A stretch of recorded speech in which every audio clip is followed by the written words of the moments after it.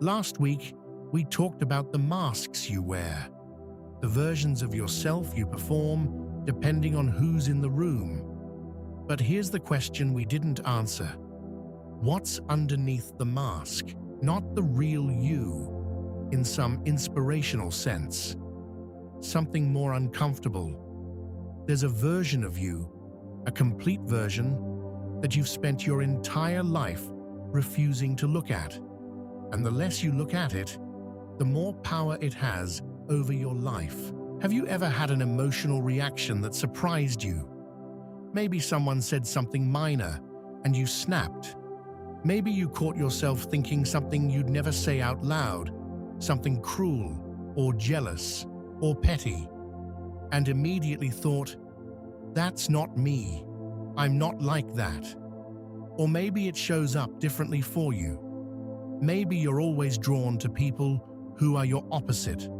The loud one, the reckless one, the one who doesn't care what anyone thinks.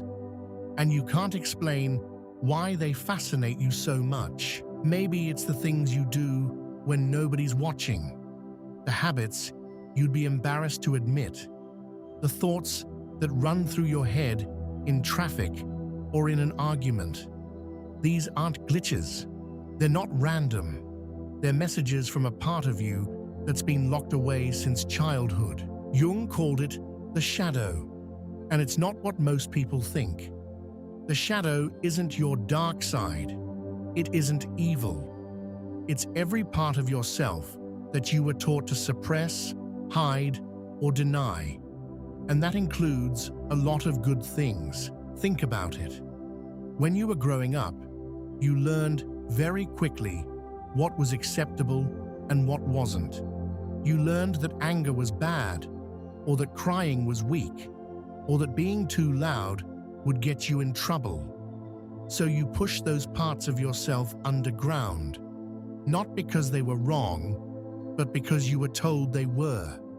Your competitiveness, your sexuality, your ambition, your grief, your rage, whatever didn't fit the image you needed to present to survive your family, your school, your culture. It went into the shadow. And the thing about the shadow is, it doesn't disappear. It just starts running your life from underneath. That's why you overreact to certain people. That's why some qualities in others trigger you so intensely. You're not reacting to them. You're reacting to the parts of yourself you see reflected in them, the parts you buried. Jung put it simply: everything that irritates us about others can lead us to an understanding of ourselves. So, what does it look like to actually face the shadow? It doesn't mean becoming your worst impulses. It means acknowledging they exist. There's a difference between acting on rage and admitting you feel it. There's a difference between being selfish and admitting you have needs. Most people think growth means becoming a better person.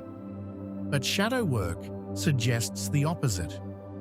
Growth means becoming a more complete person, not better, whole. That friend who irritates you because they don't care what anyone thinks.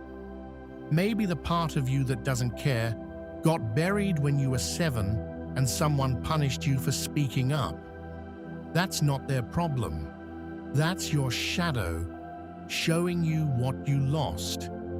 And when you start retrieving those parts, when you let yourself feel the anger or the ambition or the grief you've been sitting on for years, something shifts.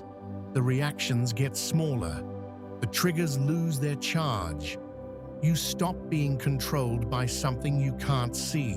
If you want to start noticing your shadow this week, here are 3 questions to sit with. You can journal on them or just let them run in the background. 1. What quality in other people triggers you the most? The one that makes you irrationally angry or judgmental? Ask yourself, is it possible that quality exists in me and I've been refusing to see it? 2. What parts of yourself did you learn to suppress growing up?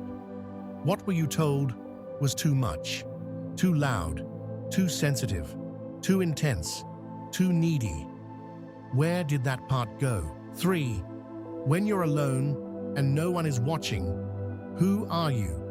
Not the good version, not the performing version, the unfiltered one.